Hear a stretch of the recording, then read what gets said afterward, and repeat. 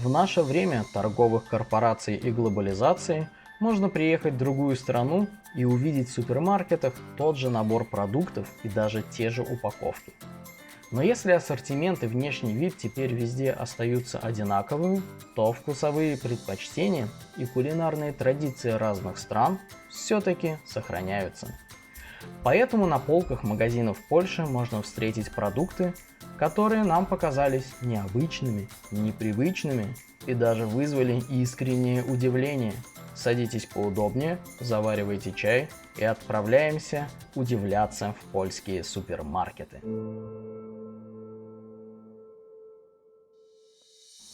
Пятое место в топе удивительных продуктов – вареные пироги. В любом российском супермаркете всегда есть замороженные пельмешки. И что удивительного в том, что в Польше вместо них пироги.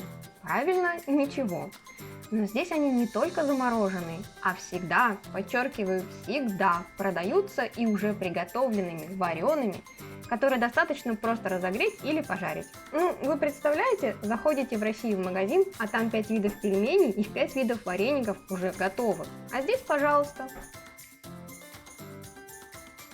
Четвертое место в топе занимают необычные колбаски. Во-первых, это кабаносы. Польские колбаски, которые сначала коптятся, а потом просушиваются.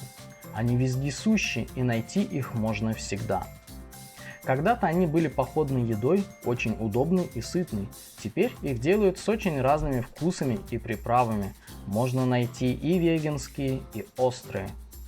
Внутри упаковки длинная цельная лента этих колбасок, от которой можно по сгибу отламывать себе по одной. Пишут, что когда-то их носили в походах на шее или на руке для удобства.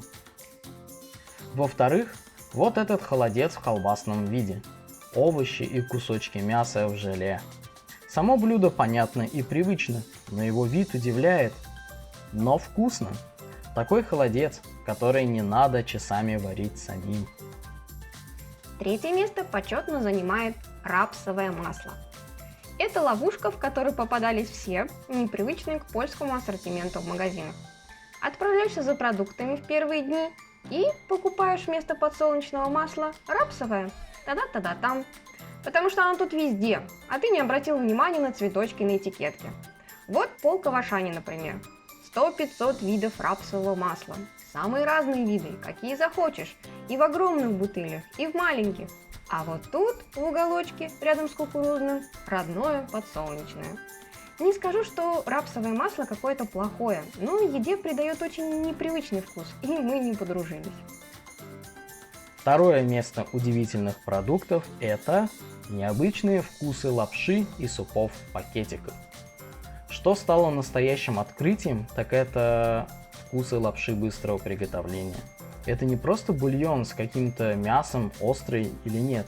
Нет, это вкусы польских супов. Журок, помидоровый суп, чесночковый и, та-дам, огуречная лапша с укропом. И, конечно, лапша со вкусом горохового и фасолевого супа. Растворимые супы в кружке тоже не отстают. Вот вам борщ с сухариками и зеленый огуречный суп. И даже суп с грибами-лисичками. Очень необычный ассортимент для еды быстрого приготовления.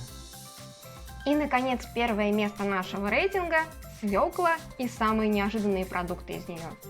Сам по себе этот овощ очень привычный и любимый. Здорово, что всегда можно найти вот такую готовую тертую свеклу в баночках. Очень удобно, когда готовишь суп или салат, кучу времени экономит, очень вкусно получается.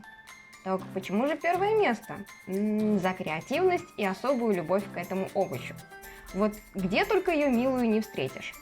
Кабаносы с добавлением свеклы.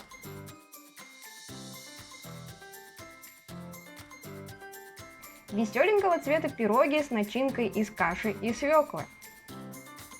Среди сушеных яблок и груш сушеные хрупкие свеклы. Крекеры с чесноком и свеклой. Детская пюрешка со свекольным пюре. Вишня и свекла. И, конечно, овощные соки со свеклой. Просто обычные. И красный борщик, который особенно вкусен теплым, как написано на упаковке. А еще супернатуральный сок из свеклы и соленых огурцов. Я не знаю, что это, но звучит как мечта. И это только то, что встретила сейчас или более-менее постоянно есть в магазинах. Периодически свекла попадается в самых неожиданных продуктах и сочетаниях. Если понравилось, поддержите лайком и рекомендуйте видео друзьям. До встречи!